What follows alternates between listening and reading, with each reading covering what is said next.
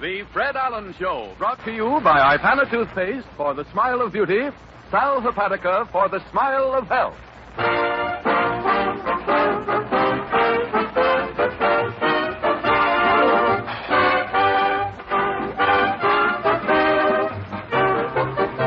An hour of smiles with Fred Allen, folks. 3,600 seconds of fun and music. Fun with our star comedian, Fred Allen. Flashes of humor with our guest star, Ned Sparks. Music with Peter Van Steeden, the Merry Macs, and Win Murray. And the time has come. It's the Fred Allen Show.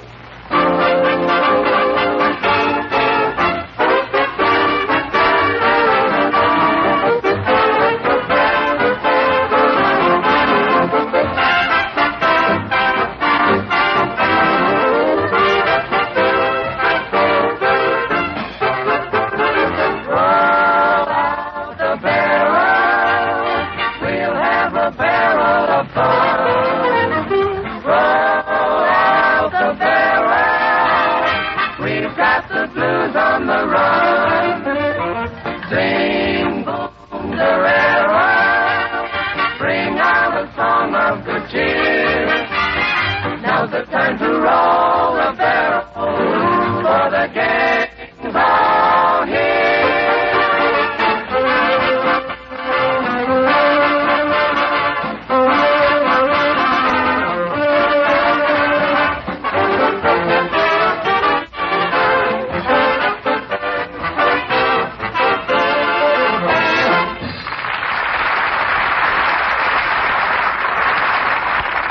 Ladies and gentlemen, we celebrate the opening of our new fall series by bringing you that lovable buffoon, that man-about clown. What is your name again, Bud? Well, you know me. I was on the program last year. I'm a friend of Uncle Jim's. You see me around, haven't you? No, I'm sorry, but I've been on that Watch My Name program all summer, and I can't tell anyone's name these days unless I get a lot of clues or something. What am I supposed to do? Wait around here until you take 3 guesses? Suppose you give up, then I'm a nobody. Well, if I only had a clue or all something. All right. Now, look. Yeah. This first clue pays $10. Oh. If you have a chisel and some time to spare to get it away from me. I was born in 1897. Yeah. As a baby, I played with the rattle in my father's second-hand car. Yeah. When I was 4 years old, my mother woke up one night and found me out in the backyard flying a kite. Now, what's my name? Flying a kite? Uh-huh. Oh! Then you Oh, too late. Did you ever see 7 seconds go so quickly? No. Now, this second clue pays $9. Yes. When I was 16 years old, I made a date with the Floridora Sextet. I had 5 girls left over that evening. I founded the YWCA. When I was 18, an apple fell on my head, and I discovered gravity. Now, what's my name? Oh, that's a cinch. Sir Isaac. Oh, isn't that? Wait. Isn't that interesting? You were on the right track, too. Now, this third clue pays $8. And speaking of $8, Von Zell, I am the man who loaned you $8 last spring and never got it back. Now, what's my name? Fred! Yes, Fred. And you can pay me that dough right this very minute. Well, here he is now, folks. Fred Allen in person.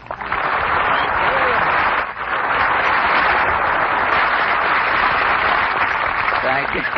I was christened in half that time, Harry. Thank you, and good evening, ladies and gentlemen. Well, it sure feels strange to be starting back at the weekly chores, Harry. Well, your vacation certainly did you a lot of good, Fred. What became of those 2 little bags you had under your eyes? Oh, you missed them, huh? Uh-huh. They turned into one big bag down here by my stomach. You see? Yeah, no wonder I didn't recognize you with that double chin you're wearing. Oh, it goes way down to here. Yes, the cooking in that summer hotel this year went to my neck, I think. Most of it I couldn't get down any farther. If I get another chin, Harry, I'll have to stop wearing collars and get a snood for the front. Well, snood or no snood, Fred, it's certainly snood to have you back. Nice of you to say so, Harry. Now, how about getting started? Is everybody here? Yeah, I guess so. I'm on deck. Well, that takes care of the trivia, doesn't it? Now, what about the joke writers? Are the boys here, the two boys? Oh, Mr. Allen, now we hot, eh, Sam? Hot ain't the white, Sam. That's telling them, Sam. Hello, Sam. Am I right, Sam? Check, Sam. I'll never be the Sam after this. Wow, I'm in mid-season form already. Have you boys got plenty of new jokes for the program? Have we? Take it away, Sam. Okay. I just got a letter from a Davis hand.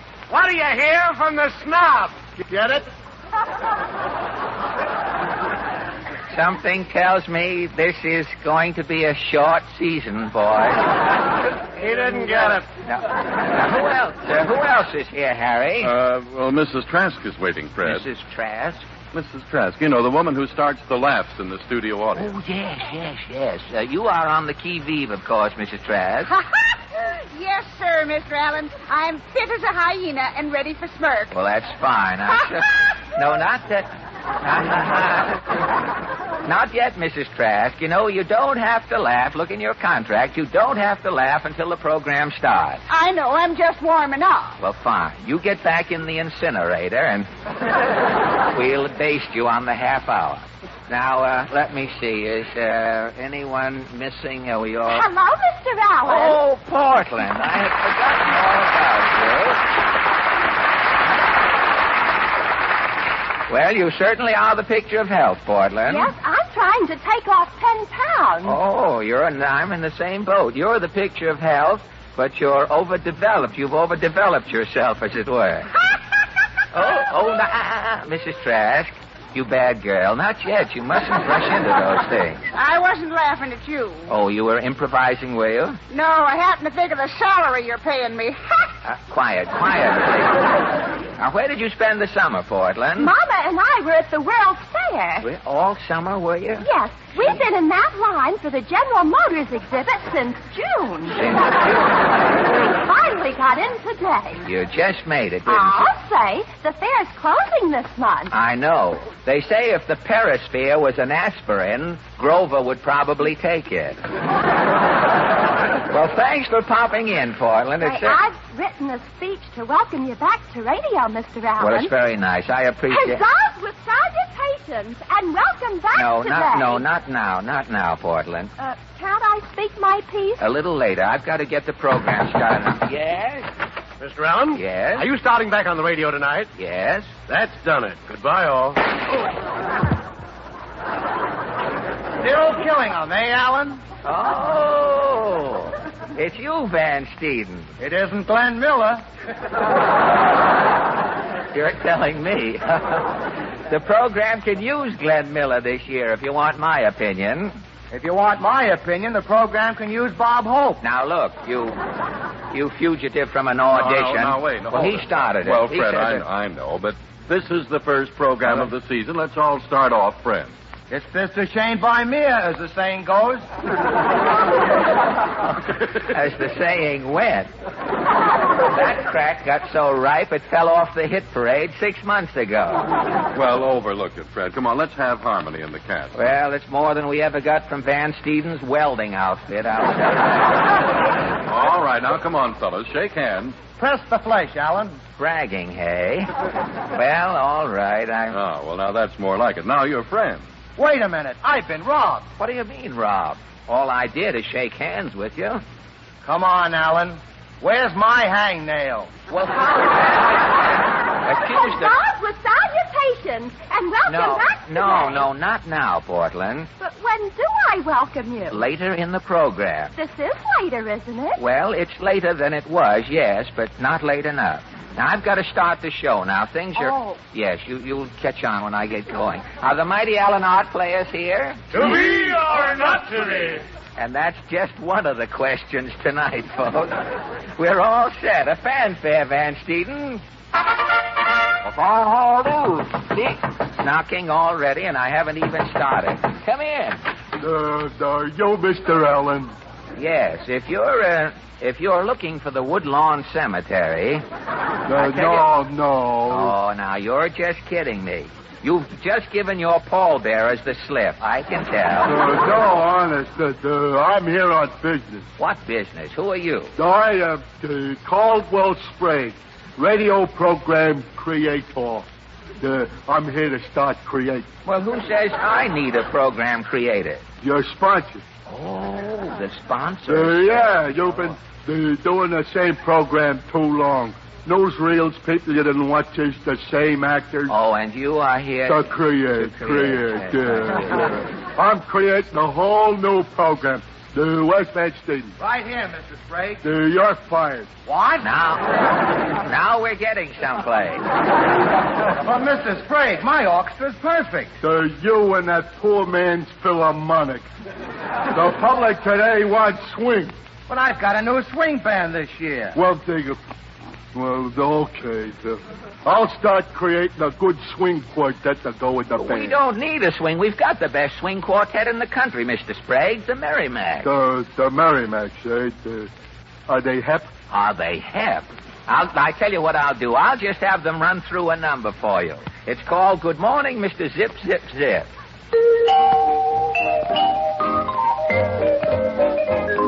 Good morning, Mr. Zip, Zip, Zip, with your haircut just as short as mine. Good morning, Mr. Zip, Zip, Zip, you're surely looking fine.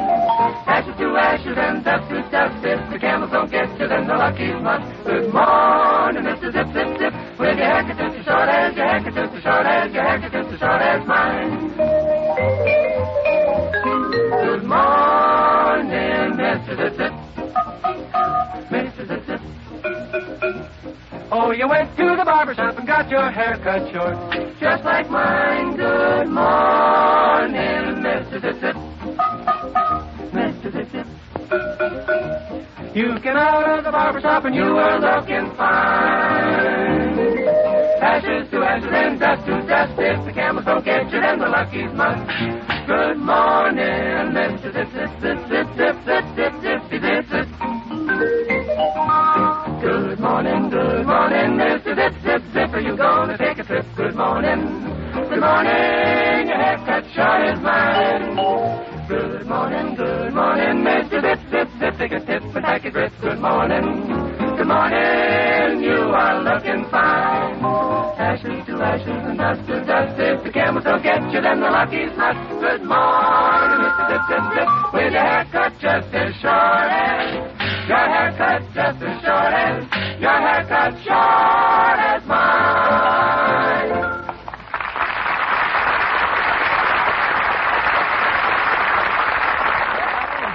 How was that, Mr. Sprague? Oh, boy, the Merrimax is in. All four of them? Yeah, they're very well. nice of them. Now, let me see. What are you creating next? I think I'm in the mood for a short commercial. You're in the mood for a short commercial. Well, fine. You go right ahead and create. Well, gee, I don't think I can right now.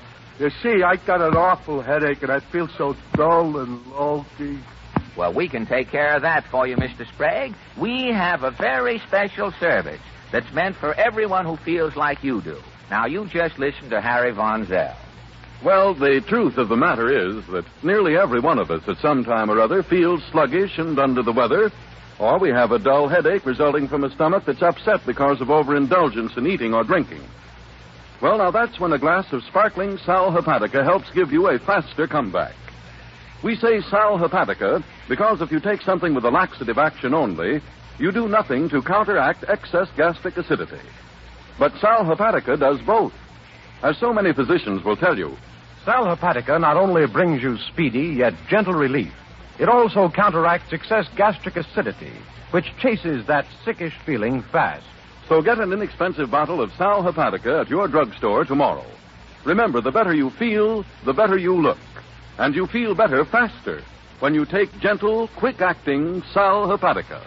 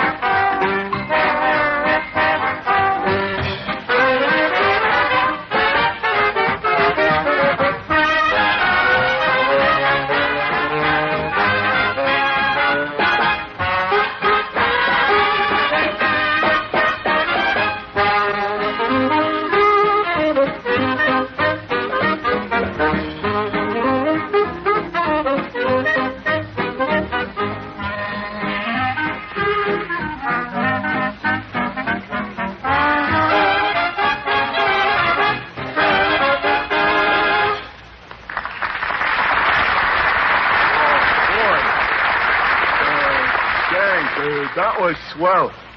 What was that, Mr. Allen? Peter Van Steeden and his new swing band played Jump and Jive for you, Mr. Sprague. That's okay. Now, let me see. What'll I create here? Huzzahs with salutations, and welcome back to the not yet, Portland. Later? Yes, later. All right, I'll go back and rehearse it. Yes, it's got to be letter perfect, Portland. Now, what's next, Mr. Sprague? Well, the public today is crazy about quiz programs, Mr. Allen. The sponsor wants a quiz, does he?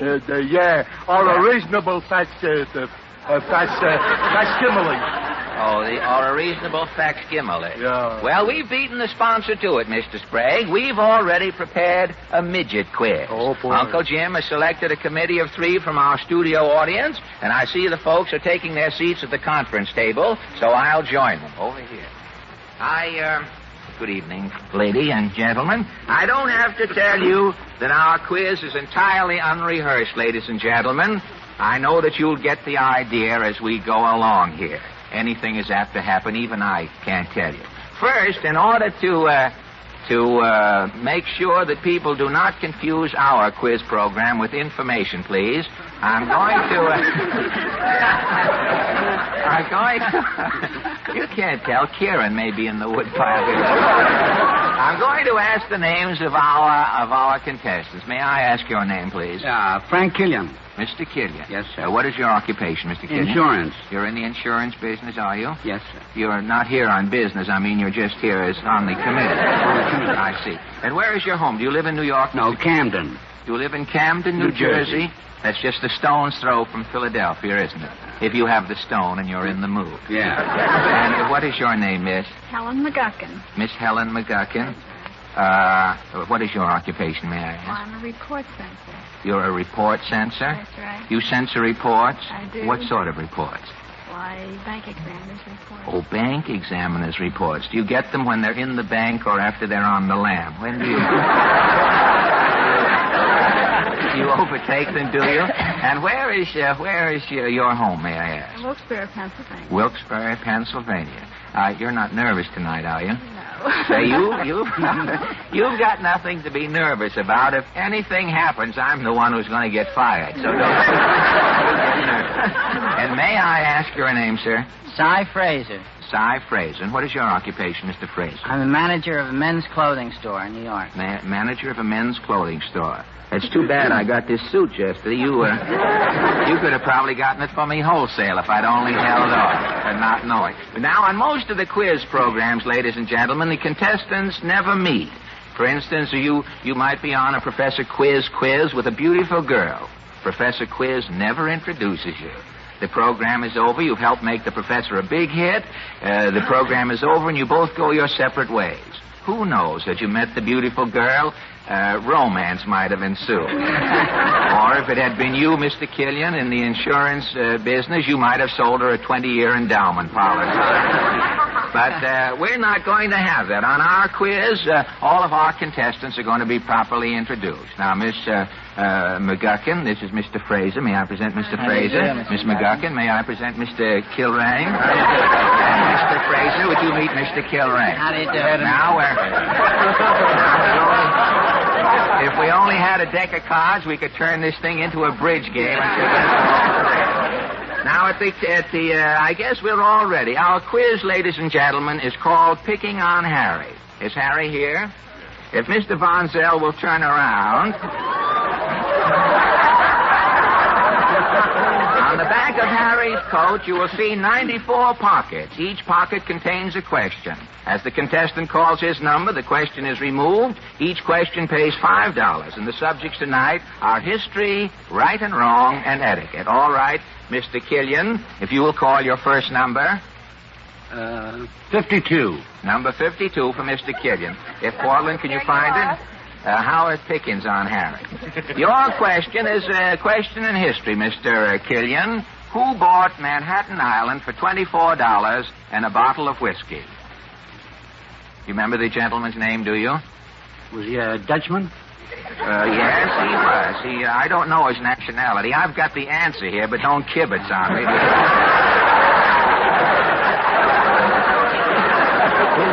I didn't know it myself till I opened this slip here. Do you know the gentleman's name who bought the island of Manhattan? Oh, I know, but I just can't... You can't think. You want to pass? I think I'll pass. All right. Miss McGuckin, would you take a number, please? 55. The gentleman's name, incidentally, Mr. Killian, was Peter Minuit. Minuit. He bought the island for $24, and if he was around today, and male LaGuardia could find an Indian, or if an Indian was around, a male LaGuardia could find him, he'd probably sell him the island back for $24 and throw in Tammany Hall if he could get it. But, Miss McGuckin, your question is also a question in history. Abraham Lincoln had two nicknames. Now, what were they? Do you know? Two nicknames for Abraham Lincoln. Two nicknames he had. One of them was not Raymond Massey. One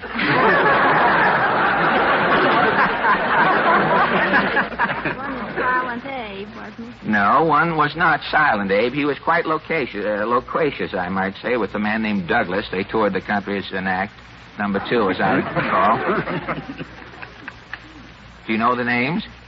I'm afraid I can't give you any more time. Honest Abe and Father Abraham. Geez, I'm doing better than information, please.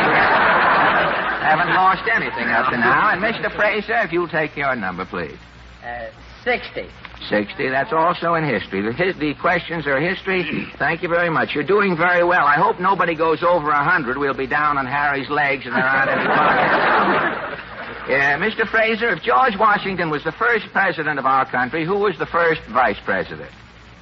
John Adams. That is correct, Mr. Fraser, and you are about to relieve me of $5, which I shall give you as soon as we're through here.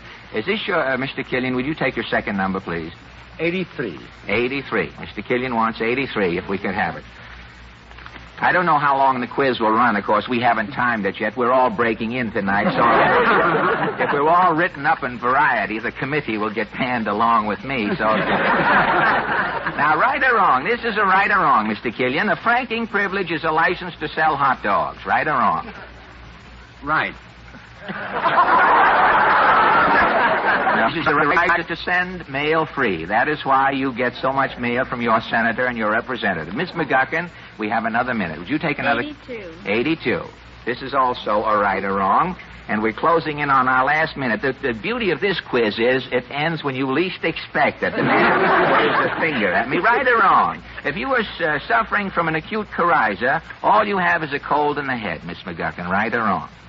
Wrong. No, that is right. Acute coryza is simply an inflammation of the mucous membrane of the nose and adjacent sinuses. Now, Mr. Fraser, we'll just have time for one more for you. 90. Number 90 coming up for Mr. Fraser. We could go on all night. If Harry had a Bal McCann, we could just go on. Right or wrong? The book Gone with the Wind weighs more than Anthony Adverse. Wrong. No, Gone with the Wind, no, wrong, wrong is wrong.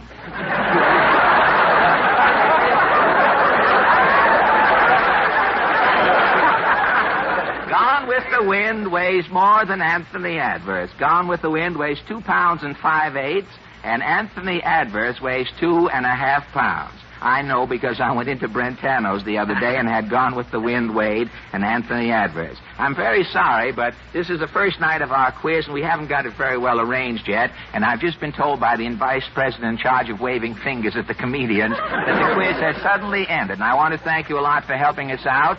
And you will receive your money award as soon as we're through. And also, each one of our committee will receive a handsome gift box containing all of the products made by the Bristol-Myers Company, including our two, Ipana and Salopatacrin. Thank you a lot for helping us out tonight. Thank you. Thank you. Thank you. And now, ladies and gentlemen, we're about to go... Huzzahs with salutations. question. What were you trying to do? Steal a question there and make $5 on the side? Not yet, Portland. Later? No, I don't know. Who knows? Excuse me, Mr. Allen. Yes, what is it now, Mr. Sprague? Look, have you got the new girl singer for the program? Yes, we have a new girl singer. We have Win Murray with us Win now. Murray? Yes. Oh, boy. Have you got a guest star? Yes, we have Mr. Ned Sparks. Then you got a whole new show. What am I doing here? That's what I'd like to know. Well, I'm resigning. So long. It's certainly about time we got rid of one vice president. And now it is a real pleasure, ladies and gentlemen, to have you meet a new and permanent addition to our happy little family here, Miss Win Murray.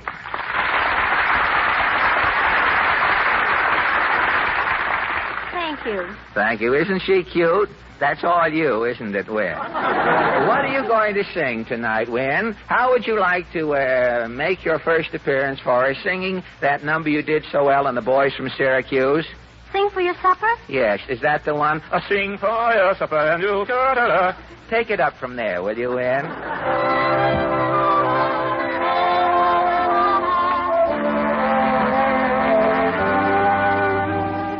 Hawks and crows do lots of things, but the canary only sings.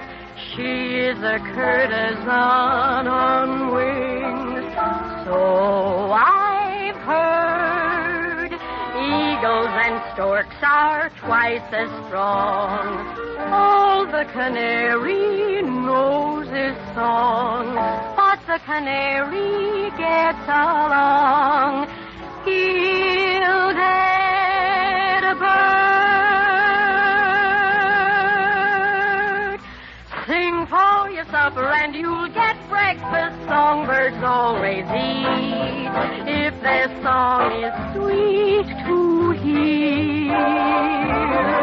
Sing for your luncheon and you'll get dinner. Dine with wine of choice if romance is in your voice. I heard from a wise canary trilling makes a fellow willing. So little swallow, swallow now. Now is the time to sing for your supper and you'll get breakfast. Songbirds are not dumb. They don't buy a crumb of bread instead. So sing and you'll be fed. Sing for your supper and you'll get breakfast. Songbirds always eat if their song is sweet to hear. Sing for your luncheon and you'll get dinner. Dine with wine of choice if romance is in your voice. I heard from a wise canary trilling makes you willing. So little swallow, swallow now. Now is the time to sing for your supper and you'll get breakfast. Songbirds are not dumb. They don't have to buy a crumb of bread, a spool of thread, just sing instead. You don't have to buy even a crumb of bread, it's said. You'll be fed if you sing. Da-da-da-da-da-da-da-da-da-da. If you dance, so sing and you'll be fed.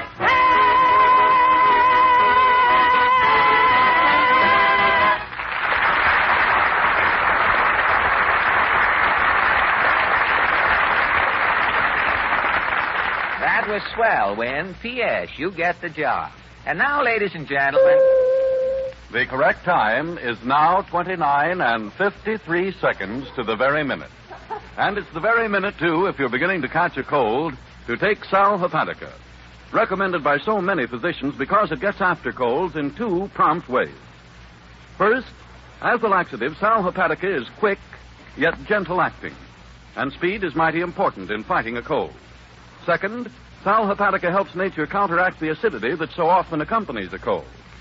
So get an economical bottle of Sal Hepatica at your drugstore tomorrow. Then, whenever anyone in your family starts sniffling or sneezing, see if they don't appreciate your showing them this intelligent, modern way to help ward off a cold faster. With sparkling Sal Hepatica.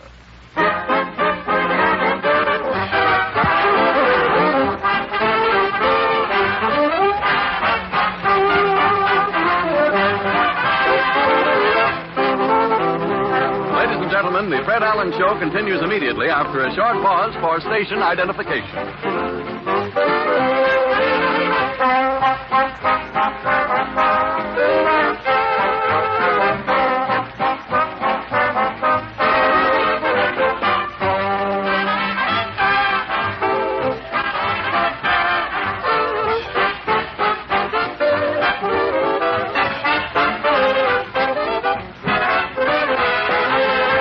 Ladies and gentlemen, your attention, please. This is the Vitalis program, featuring George Jessel with his famous Vitalis guest stars. All brought to you by Vitalis and the speedy 60-second workout that helps to keep your hair healthy. Excuse me, pardon me. Was something wrong? Well, I'm afraid you're in the wrong studio, sir. Well, this is Wednesday night, isn't it? Yes? It's 9:30, isn't it? Yes. Well, I'm the announcer. This is Vitalis time, isn't it? Oh, no, not anymore. This is Fred Allen time. What became of the Vitalis program? Well, the Vitalis program is now on Friday nights at 9:30. Oh. Well, why doesn't somebody tell me these things? Say, Harry. Yes, Fred. Harry, if you see a cigar outside with Georgie Jessel dangling from the end of it, tell Georgie he's on Friday nights from now on, Right, will you? Fred, I will. Thanks a lot. No, not yet, Portland. Later? Yeah, any minute now. Tonight, ladies and gentlemen, to start our guest star policy, we have intercepted a star on his way to Hollywood. His face is as well known to you as the face on the barroom floor. He is a melancholy chap, a sulking pantaloon, who has probably made everyone in the world but himself laugh. Meet that tycoon of gloom, that past master of raucous invective, Mr. Ned Sparks.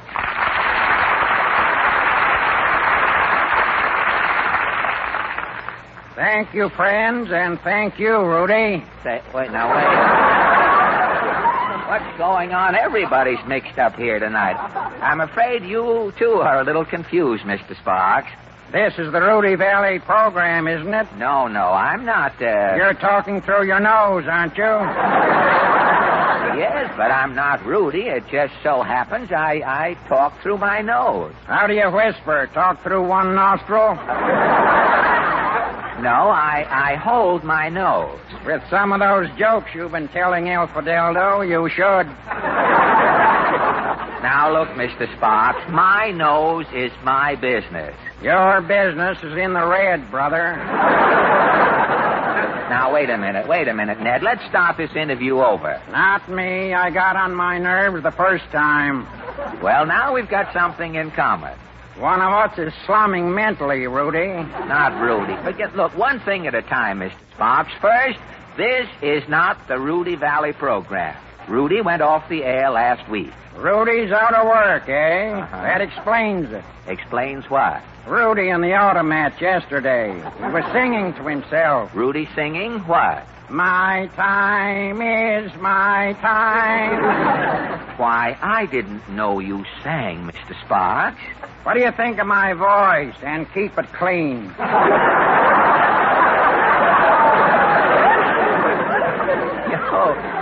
Your singing sounds like an axle calling its mate. And that's putting it mildly. What became of our interview? Oh, that's right. I was wondering why you were here. Well, to tell you the truth, Mr. Sparks, I am always a little embarrassed in the presence of you Hollywood celebrities. I just don't know how to begin. You're supposed to be the MC, aren't you? Well, I've been called an MC, yes. You've been called a lot of other things, too, haven't you? Well, not up to now, no. The night is young, brother. The night is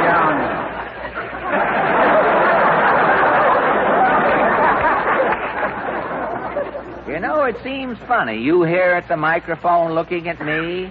I'm here looking at you. We're both looking at each other. Yes, and I'm getting the worst of it.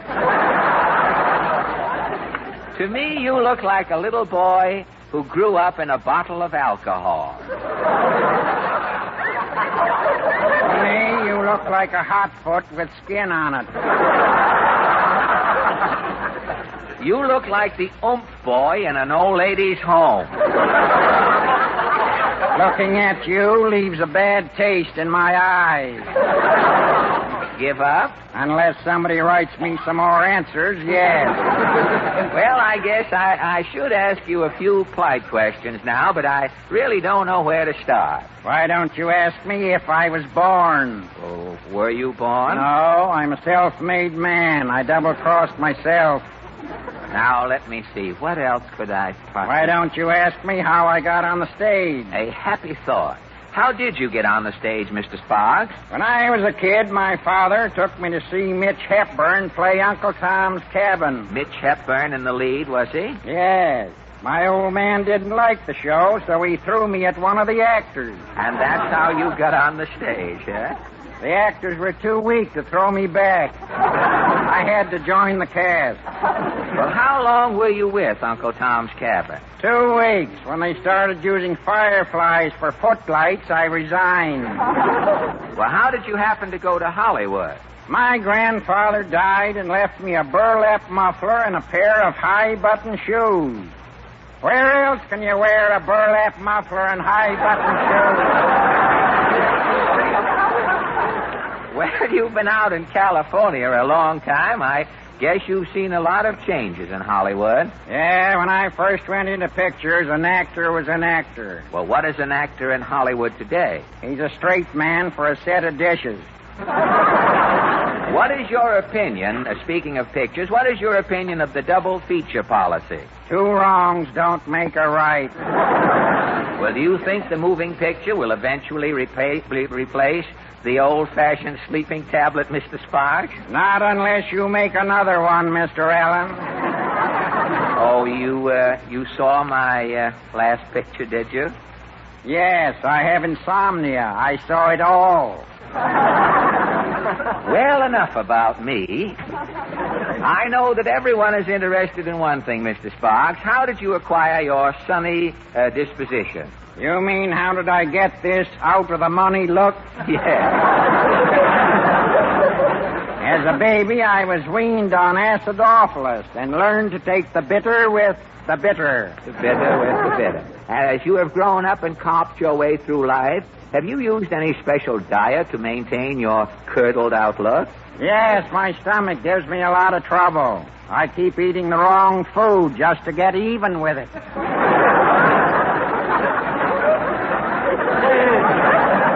I notice every time I see you in a picture, you have a cigar in your mouth. Where else would I have a cigar in my...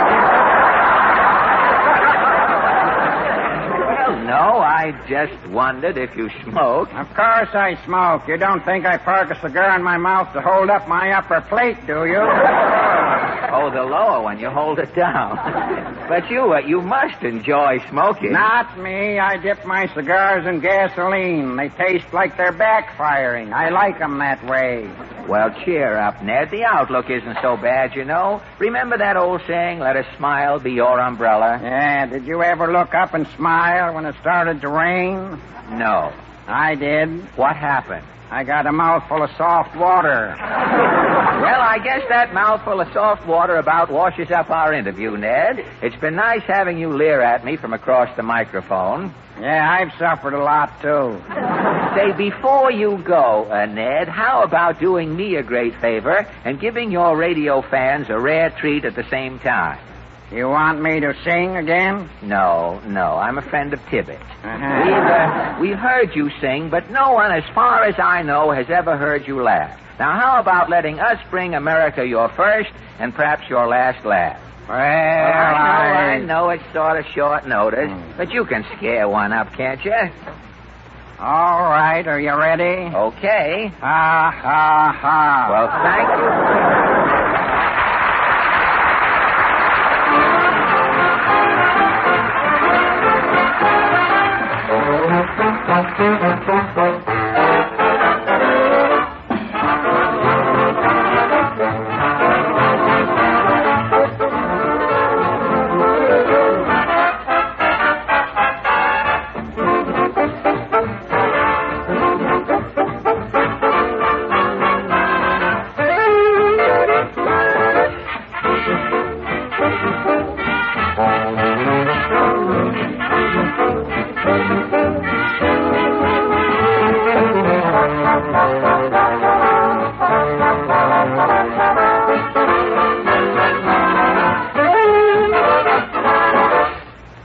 Van Steeden and the Hey, Ipana... pardon me, Fred, before you... This young lady wants to talk to you for just a moment. Oh, really? Mr. Allen? Yeah? It's a pleasure. Look, me and my sister have a restaurant right close to the studio, see? Well, not from here. I don't know, but go on. Well, we thought, like days when you're rehearsing, you could order your dinner from us and we'd have it here in 5 minutes, smoking hot. Well, the idea of a sizzling platter wending its way through these vast corridors appeals to the pixie in me. Go on. Well, you see, we could bring you some nice hash, or rice and chicken livers, or creamed salmon, or patties a la boeuf. Patties a la what? Oh, it don't matter. It's just hamburgers anyway. Well, how about it? Well, your menu sounds swell. Don't you think so, Harry? Yeah, sure it does, Fred. But like so many of the soft, creamy, well-cooked foods we eat nowadays, those dishes don't give gums the exercise they need to help guard against gum trouble. You don't expect people to go around eating nothing but hardtack just for the sake of their gums, do you? No, of course not. But people should use Ipana toothpaste and gum massage to help supply that stimulation. You see, when gums are soft and tender, teeth are seldom bright and sparkling. And Ipana toothpaste is especially designed not only to give your teeth a sparkling cleanliness, but when used with massage to help give gums the exercise they need for firmness and health. That's why so many dentists advise this easy modern routine. Brush your teeth with Ipana toothpaste. And every time you do, put a little extra Ipana on your brush or your fingertip and massage it on your gums. And, ladies and gentlemen, the very first time you use Ipana this way, you actually notice a remarkable and unique difference. You really feel a stimulating effect upon your gum tissues as lazy gums start to waken and circulation speeds up. And that helps bring greater health to your gums and, consequently, more charm and radiance to your smile. Prove this to yourself. Get an economical tube of Ipana toothpaste from your druggist tomorrow.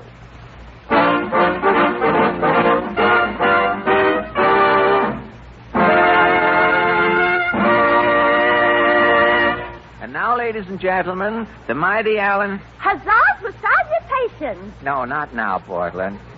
Yes, later on, if you don't mind. The mighty Allen art players, ladies and gentlemen, returned from their season of summer stock at the Good Gulf Station on Route 1 north of Stamford. Tonight they present their version of that 20th century Fox epic of exploration, Stanley and What's-His-Name.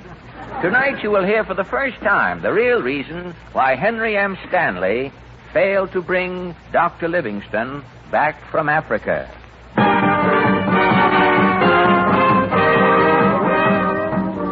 Introducing our cast of characters. I am Henry M. Stanley, American newspaper reporter.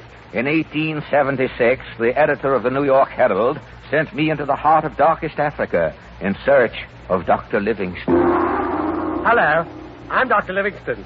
Since I'm not going to be found for 8 minutes yet, I think I'll pop out for a spot of tea. Cheerio. Me African native. Me not in the play. Me just here to play the hot tom-tom. Listen. That jump and die. This is the true story of Stanley and Livingstone.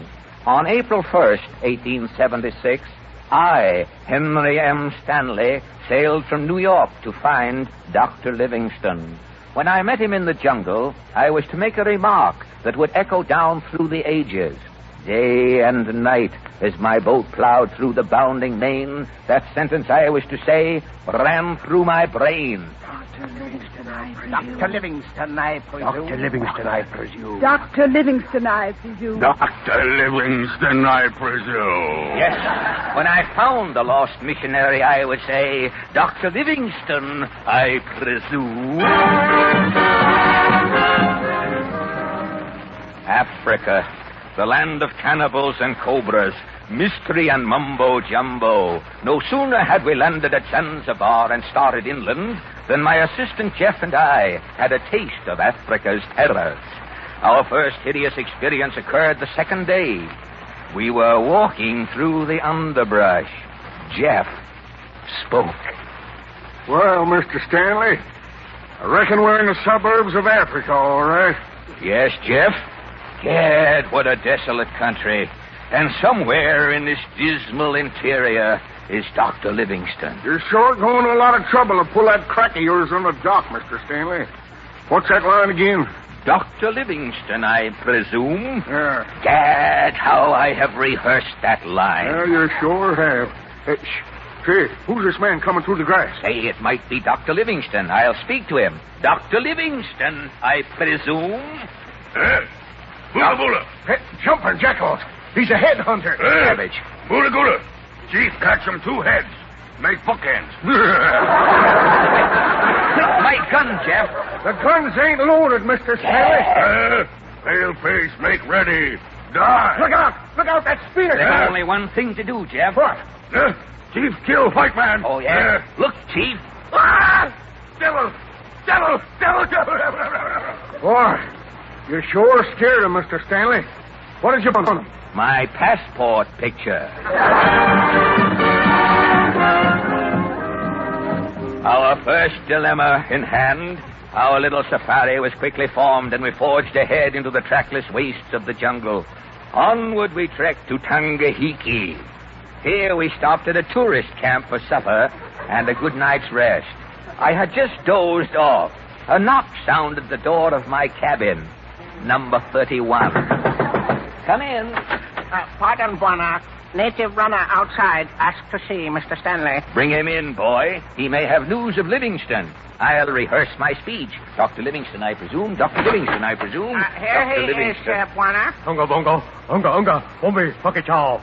What does this winded heathen say, boy? He ran 1,000 miles through jungle, say you. Unga, buana, pula, muk, runner, unga, lunga. What was that afterthought, boy? He say, are you newspaper man of America? Yes, I am the newspaper man. What does he want? Okay, boggle, ranga, tanga, pola, muk, kikabuk, dingo, chum, chum, rigabong. Oh? Yes, boy, what does he say? He say, confidentially, you think he'll run for a 3rd time?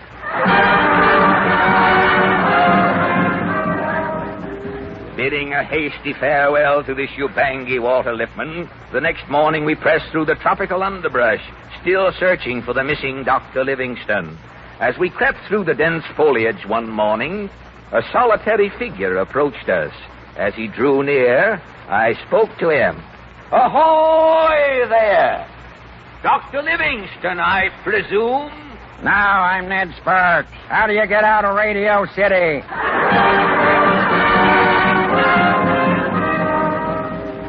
Turning our backs on this mirage, we trekked ever onward. 2 months later, in the little village of Tongabonga in Uganda, I heard that a white man had been seen only recently. Weakly rehearsing my line, I staggered into the native chief's hut. He spoke to me. Jambo, white man. Jambo, chief. Welcome, Tongo Bongo. Speed limit 10 miles per hour. I'm looking for another white man, chief. White man? Him come here today, morning. This morning? Which way did he go? Him stop here. Chief have him for lunch. As your guest? As pot roast. Gad, chief, you have eaten Dr. Livingstone. No, not Dr. Livingstone. The name on the menu, Frank something. Frank? I don't know any. Frank, excuse, Chief, indigestion beginning. Bring him back alive. Bring him back alive. Bring him back alive. Frank Buck, good cat. Yes, I, Henry M. Stanley, heard the last encore the great animal impresario ever gave. We drank a bicarbonate to his memory, placed a wreath on the chief's stomach, and went our weary way. Deeper and deeper into the grim African interior, we struggled on in our endless search for Livingstone. Nights fraught with terror, days so scorching hot that rubber trees vulcanized themselves. Still, we struggled on. And then, one day, we came upon a little hut in the center of a clearing. Again, Jeff spoke. Well, look, Mr. Stanley. The sign on that hut. What does it say? Dr. Livingstone. Yeah. Office hours 1 to 3. Thank heavens, Jeff, our search is ended. Yes, sir. Now, what are them drums, Mr. Stanley? Look in through that window, Jeff. Oh, where? What natives? They're entertaining the doctor with a tom-tom jam session. At last I am about to make my historic remark. When he opens that door, I am going to say, Dr. Livingstone, I presume. What understatement. What savoir-faire. That sentence, Jeff, will stand the test of time. Dr. Livingstone, I presume? Yes. Boy, sounds like another What You Dare Charlie. Stand back, Jeff. I'll knock. Hello. I say, what do you want? Dr. Livingstone, I presume. What?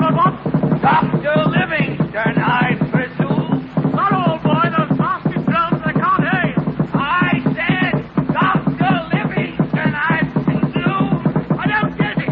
Sounds like you're saying Dr. Livingstone, I presume. That's what I am saying. Of course I'm Dr. Livingstone. Who are you?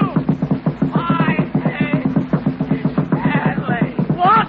Stop those drums. I'm losing my voice. Stop those drums. Oh, the drums. Oh, of course I want. I say Pongo. Pugga-chugga. Now, Mr. Stanley, just what was it you were trying to say to me? Dr. Livingstone, I presume. Ah, laryngitis, I presume. That'll be $2.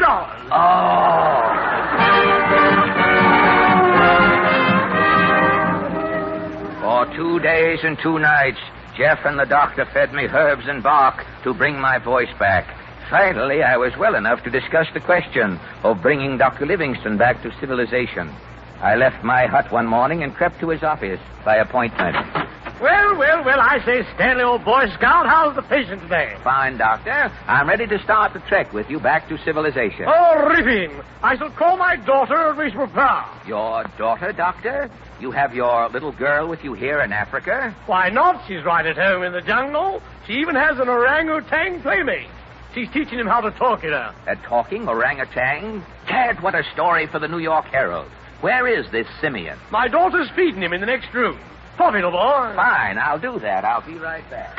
Drink to me only with thine eyes, and you will be mighty thirsty. Well, I see, Mr. Stanley. Have you seen my daughter and her baboon so quickly? Yes, Doctor. Well, then are you ready to take us back to civilization, Stanley? No, Dr. Livingstone. I have changed my mind. You what? You are not going back, Dr. Livingstone. Stanley, put down that gun! I am sorry, Doctor. I do this in the interests of humanity. Oh, I'm dying. I presume. Mr. Stanley, what have you done? I've killed him, Jeff. What? You traveled 5,000 miles to find this lost missionary. You had the greatest scoop in history. Why did you kill Dr. Livingstone? To keep him from bringing his daughter back to America, Jeff. Her name is Mary. Mary Livingstone. Yes.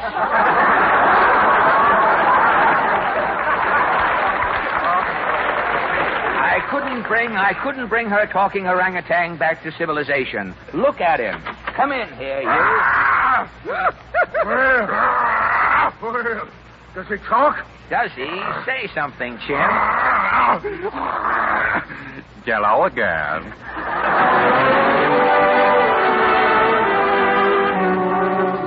And so ends the tragic story of Henry M. Stanley and Dr. Livingstone. If you doubt this authentic statement of the true facts, ladies and gentlemen, tune in next Sunday night, and you will hear Mary Livingstone and her orangutan in a half hour of comedy, I presume.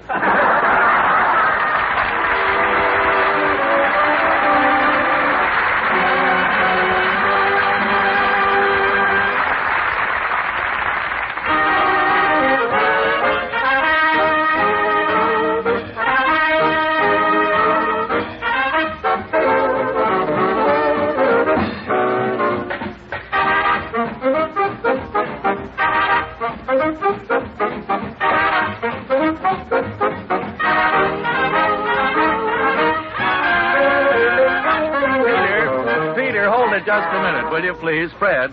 Yes, Fred, I know that you must be exhausted after that dramatic effort.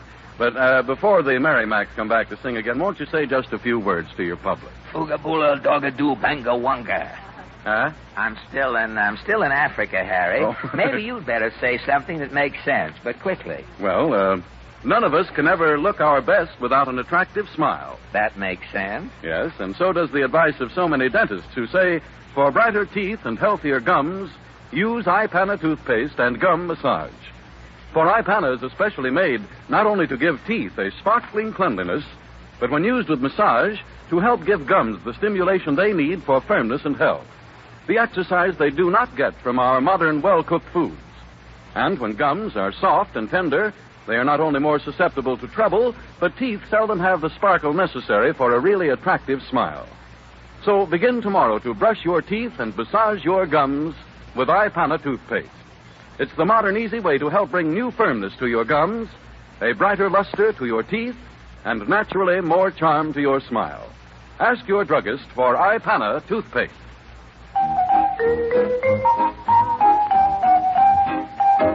We were sailing, looking at the moonlight gleaming on the silent shore, dreaming till we meet once more. We were sailing along on Moonlight Bay. We could hear the voices ringing. They seemed to say, "You have stolen my heart. Now don't go away."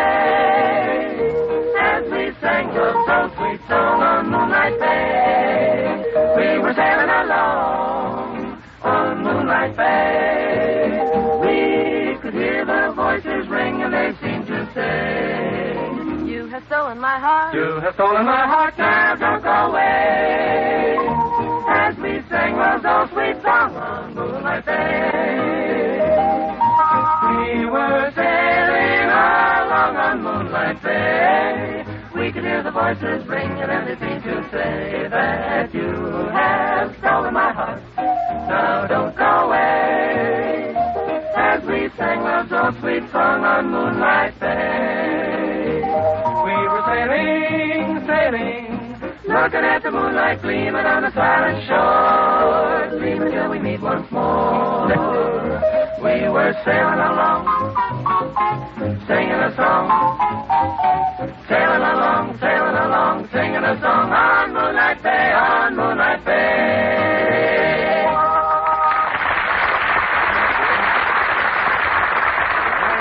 Just completed Moonlight Bay. And now, before our 4-star preview of next week's show, ladies and gentlemen, may we say that this program was brought to you in sincere appreciation of your friendliness toward our famous products. iPana toothpaste for the smile of beauty, Sal Hepatica for the smile of health.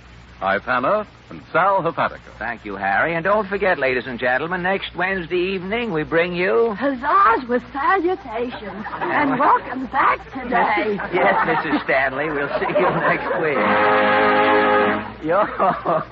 That's a frame-up, huh? Your song of the week. A roll out of the barrel. Oh, we'll have a... There's no O in roll out the barrel, is there? Oh, yeah, it's the bunghole. Oh.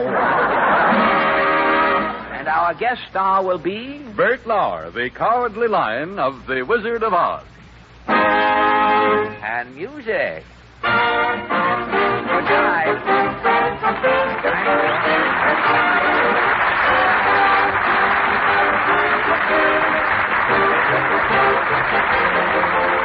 The selection, Are You Having Any Fun, is from George White Scandal. This is the National Broadcasting Company.